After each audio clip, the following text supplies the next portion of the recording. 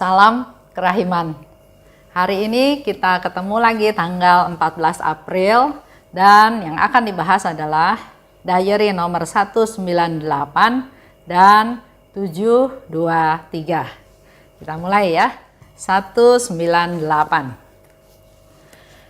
Pada suatu hari Tuhan berkata kepadaku, "Putriku, kepercayaan dan cintamu menghambat keadilanku. Aku tak dapat menjatuhkan hukuman karena engkau menghalangi aku berbuat demikian." Oh, betapa besarnya kekuatan jiwa yang penuh dengan kepercayaan. 723. Hari ini aku mendengar kata-kata ini. Rahmat yang aku berikan kepadamu bukan untuk dirimu sendiri, tetapi juga untuk sejumlah besar jiwa lain. Hatimu adalah tempat kediamanku yang lestari, meskipun sangat papalah engkau. Aku menyatukan diriku denganmu, menghapus kepapaanmu, dan memberikan kerahimanku kepadamu. Aku melaksanakan karya-karya kerahiman di dalam setiap jiwa. Semakin besar dosa seseorang, semakin besar pula haknya atas kerahimanku. Kerahimanku diteguhkan untuk setiap karya tanganku. Ia yang berharap pada kerahimanku tidak akan binasa, karena semua masalahnya akan menjadi masalahku, dan musuhnya akan tercerai-berai di bawah tumpuan kakiku. Itu yang dikatakan oleh Tuhan Yesus kepada Suster Faustina. Ya, kita baca sama-sama. Putriku, berulang kali Yesus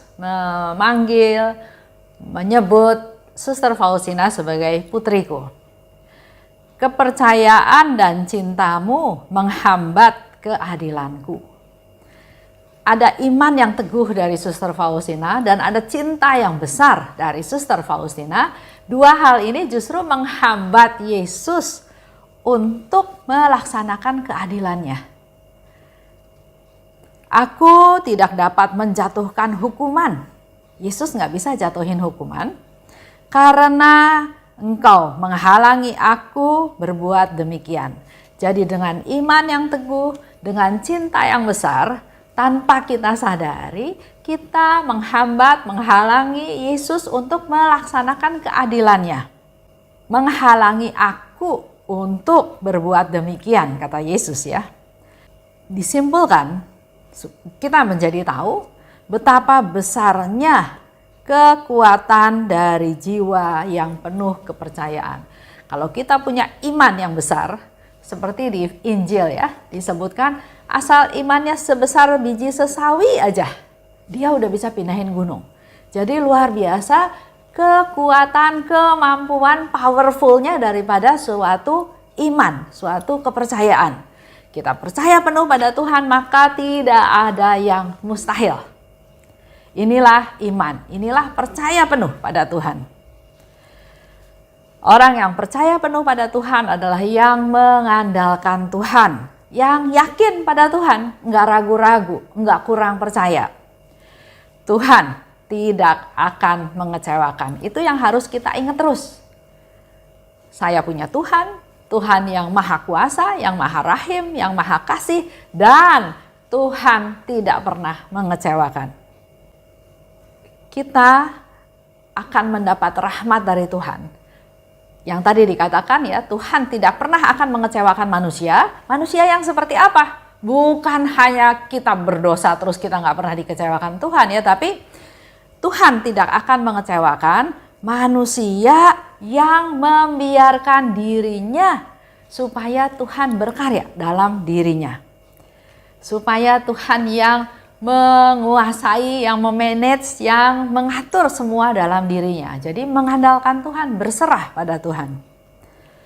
Yang menomorsatukan Tuhan. Bandingkan dengan hidup kita. Apakah kita sudah menomorsatukan Tuhan? Atau bahkan malah Tuhannya yang paling belakang? Semua dunia, urusan dunia diberesin dulu, kerjaan, rumah tangga, semua diberesin dulu. Baru terakhir waktu-waktu terakhir udah capek, udah mau tidur, baru Tuhan. Itu bukan memprioritaskan Tuhan. Orang yang mengandalkan Tuhan selalu menomorsatukan Tuhan. Jika percaya kita punya iman, ya, iman pada Tuhan dan disertai dengan kasih, maka hidup kita akan terjamin. Kalau Bapak Ibu punya iman, percaya pada Tuhan dan didasari dan kita juga punya kasih dalam nyata dalam perkataan, perbuatan dan doa kita, maka hidup kita akan terjamin. Karena kita seutuhnya ada di dalam Tuhan. Kasih. Kita bicara tadi ya, ada percaya dan kasih. Kasih. Yesus selalu katakan, belajarlah padaku, karena aku ini lemah lembut dan rendah hati. Kalau kita lihat kehidupan Yesus, dia pun nggak pernah menghukum orang. Bahkan di diary juga disebutkan, aku nggak menghendaki hukuman kepada manusia. Aku tidak mau menghukum manusia. Tapi orang itulah yang memaksa aku untuk melaksanakan hukuman tersebut. Jadi kita harus tahu ya, bahwa Yesus itu Allah yang Maha Rahim yang tidak mau menghukum. Dia selalu mengampuni, mengampuni, dan mengampuni. Tapi kalau sampai orang itu dihukum Tuhan, itu bukan karena maunya Tuhan, tapi orang itu yang menyebabkan, yang memaksa Yesus untuk melaksanakan hukuman.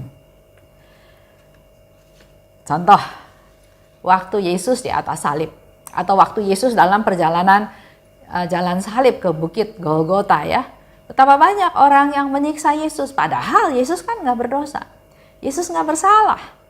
Tapi dia disiksa, dia dicambuk, dia dihajar, dia dipaku, dia ditelanjangi, dia diludahi. Banyak hal penderitaan yang Yesus alami. Apakah Yesus menghukum dia? Enggak. Bahkan Yesus bilang, Bapak, ampunilah mereka karena mereka nggak tahu apa yang mereka lakukan. Nggak ada satu contoh pun di mana Yesus menghukum. Hati Yesus enggak menyimpan dendam. Walaupun diperlakukan seperti itu oleh algojo, oleh imam agung, oleh banyak orang, tapi dia enggak nyimpan dendam. Bahkan dia berdoa kan kepada Bapa, ampunilah mereka karena mereka enggak tahu apa yang mereka lakukan. Kasih, ya. Kalau kita punya kasih, maka kita bisa melihat kasih di tempat atau di pribadi yang tampaknya enggak mengasihi. Mungkin kita bisa ambil contoh ya. Kita ketemu sama satu orang. Orang itu menyusahkan saya. Ya, contohnya dia menyusahkan saya. Kalau dia mau membantu saya, sebetulnya dia bisa bantu saya. Dengan kata-katanya dia bisa bantu saya. Dengan statementnya dia bisa menguatkan apa yang saya usulkan. Tapi dia nggak lakukan itu. Dia malah melakukan yang sebaliknya sehingga saya ada di posisi yang dirugikan. Dicurigai ya, dicurigai. Dianggap saya ini nggak benar, dianggap saya ini nggak jujur. Nah, saya harus bisa belajar mempraktekkan, mengevaluasi kasih saya.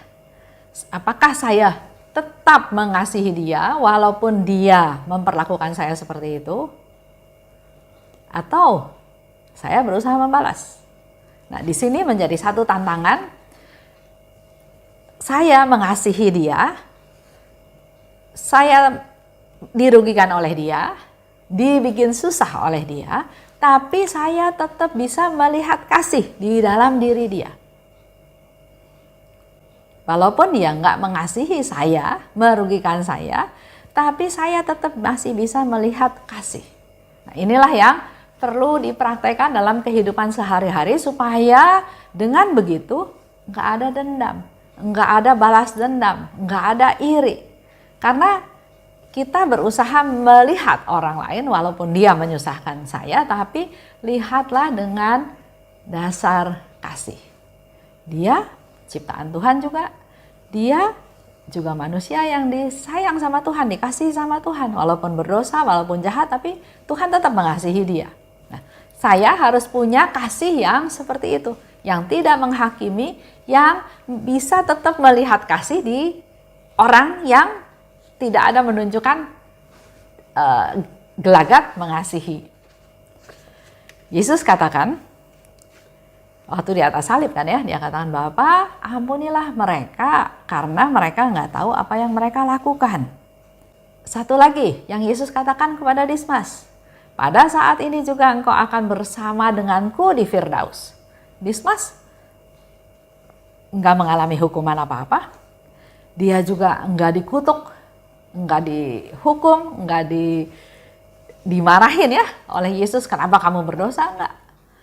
Yesus dengan rendah hati, dengan kemurahannya, dengan kerahimannya, dia katakan saat ini juga engkau akan bersama denganku di Firdaus. 7:23. Rahmat yang aku berikan kepadamu bukan untuk dirimu sendiri, tapi untuk sejumlah besar jiwa lain. Ini menjadi satu peringatan buat kita, juga teguran bahwa kalau kita menerima rahmat dari Tuhan, itu bukan untuk dirinya sendiri, tapi juga untuk kepentingan banyak jiwa. Contoh, Tuhan memberikan saya rahmat damai. Dengan segala macam permasalahan, tantangan, problem, tapi berserah pada Tuhan, mengandalkan Tuhan, dan Tuhan memberikan saya damai. Saya mendapat rahmat damai. Nah, yang Yesus mau, rahmat yang saya dapat damai ini bukan untuk saya sendiri, tapi juga untuk orang-orang di sekitar saya, di sekeliling saya. Jadi bukan, saya merasa damai, tapi ada orang di sekitar saya yang menyusahkan saya, merugikan saya menegur dia, saya menghukum dia, sehingga orang itu nggak rasa damai. Bukan seperti itu. Jadi rahmat apa yang saya dapat dari Tuhan, rahmat damai, maka rahmat damai ini pun harus bisa berguna buat orang-orang sekitar. Jadi saya setelah mendapat rahmat damai, saya pun harus menjadi pembawa damai. Memberi pengampunan, saya diampuni Tuhan, saya pun harus mengampuni orang lain, bukan malah sebaliknya menghukum. Hatimu adalah tempat kediamanku yang lestari. Itu yang Yesus katakan ya. Di dalam jiwa yang penuh kasih, maka berdiamlah sang kasih. Yesus itu kan sang kasih dan sang kerahiman. Kalau hati kita penuh kasih, maka Yesus akan beristirahat, Yesus akan berdiam di dalam hati kita yang penuh kasih. Nah, sekarang kita bayangkan, hati kita penuh dengan dendam, dengan kemarahan, dengan curiga, dengan khawatir, dengan kemarahan ya, dengan hal-hal yang negatif seperti itu. Apakah Yesus akan nyaman tinggal dalam hati kita yang seperti itu? Padahal dia sang kasih, dia ingin bertahta di atas kasih, tapi hati kita isinya bukan kasih, tapi yang isinya adalah yang tadi saya sebutkan. Maka kalau kita mau Tuhan bertahta dalam diri kita, Tuhan beristirahat dalam diri kita, maka jadikanlah hati kita ini penuh dengan kasih. Jangan diisi dengan hal-hal yang bukan berasal dari Tuhan. Aku menyatukan diriku denganmu, menghapus kepapaanmu dan memberi kerahimanku kepadamu. Ini suatu proses ya. Yesus katakan, aku menyatukan diriku denganmu. Yesus ingin bersatu dengan ciptaannya. Yesus ingin bersatu dengan kita. Tapi kita nggak bisa langsung seperti itu. Ini suatu proses yang harus dijalani, di mana Yesus ingin ada dalam hati kita dan dia ingin menghapus kepapaanmu, kepapaan kita semua ya, dan juga memberi kerahiman kepadamu. Aku melaksanakan karya-karya kerahiman di dalam setiap jiwa. Jadi bukan hanya pada Suster Faustina. Karena Yesus katakan dia melaksanakan karya-karya kerahiman di dalam setiap jiwa, jadi termasuk dalam diri saya dan juga dalam diri Bapak Ibu. Yesus melaksanakan karya-karya kerahiman. Kita punya hati nurani. Kita buka hati kita belajar peka, mendengarkan Tuhan dan bisa menjadi pelaku atau pelaksana daripada karya-karya kerahiman. Karena Yesus katakan di setiap jiwa. Karya-karya kerahiman, contohnya pengampunan, kasih yang murni, hidup menurut kehendak Allah, berdoa dengan sungguh-sungguh. Itulah karya-karya kerahiman yang Tuhan berikan ada di dalam setiap jiwa. Kenapa dalam setiap jiwa? Enggak dibedakan oleh Tuhan. Dia ingin itu semua dialami oleh setiap jiwa. Mengalami kasihnya Tuhan. Dan mengantar mereka dari yang hatinya keras, hatinya dingin, hatinya seperti batu, menjadi orang-orang yang berbelas kasih. Tuhan bisa berkarya melalui banyak hal. Yang secara langsung ya, melalui Roh Kudus. Yang enggak langsung, misalnya bisa melalui sesama. Tuhan berkarya melalui sesama juga bisa melalui orang-orang yang baik dan orang-orang yang enggak baik. Itu terserah Tuhan. Tuhan memakai setiap pribadi, keadaan, sekitar, alam untuk karya-karya kerahimannya. Contoh, waktu Musa mau keluar dari Mesir. Tuhan berkarya, karya-karya kerahimannya tapi melalui Firaun. Firaun jahat. Melarang bangsa Israel keluar. Tapi Tuhan pakai, Allah Bapa pakai. Ya, jadi karya-karya Tuhan itu bisa melalui sesama kita yang baik maupun yang tidak baik. Bisa segala cara ya Tuhan pakai atau juga bisa melalui alam. Contoh, baru beberapa hari yang lalu kan ya ada kejadian bom bunuh diri di Katedral Makassar. Saya punya teman di sana, seorang devosan kerahiman juga, aktif. Jadi saya pikir, wah ini Minggu Palma, misa yang paling penuh, jangan-jangan dia juga ada di sana. Ya, jadi saya bel dia, saya tanya dia gimana kabarnya. Dia bilang puji Tuhan. Saya jadi heran, nggak ikut perayaan Ekaristi? Enggak Bu, kebetulan badan saya nggak fit, lagi kurang sehat. Jadi dia mengikuti perayaan Ekaristinya di rumah secara online. Lihat ya, itu karya kerahiman Tuhan. Teman saya mengalami kondisi tidak sehat, kurang fit, menyebabkan dia memutuskan untuk melakukan perayaan Ekaristi di rumah. Padahal secara umur dia bisa offline, bisa di gereja.